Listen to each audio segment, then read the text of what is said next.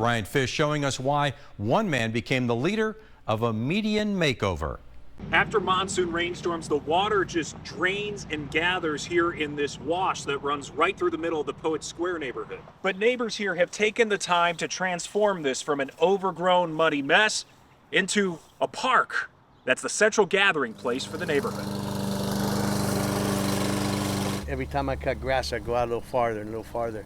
Before I knew it, I was doing the whole thing. See these two trees here? Those were weeds. Since 2019, Mike Gallo has not just been cutting the grass and trimming the trees on Desert Street Avenue. I pick up the debris, the papers that people throw. I keep it clean. He picks up trash and sometimes recycles it. And I put it all back together and painted it.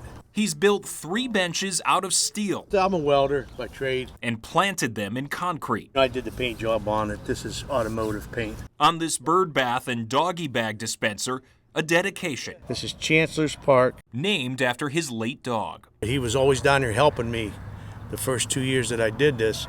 And he was always under this tree right here. Where a metal cutout now sits. A memorial that Mike made. He liked grass. And that's what this is. This was his yard then, you know.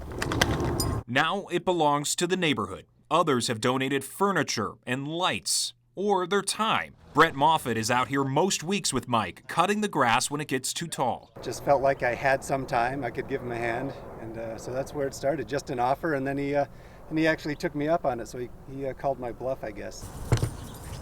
It's inspired other neighbors to keep this grassy median maintained from 5th Street all the way to Broadway. It's no longer just a meeting place for water and weeds. And I saw when I started doing it, as I got bigger, people would bring their kids down and their dogs down. I mean, that little table right there, I see people in the evening sitting there talking with each other. It just makes me feel that someone other than me is enjoying it.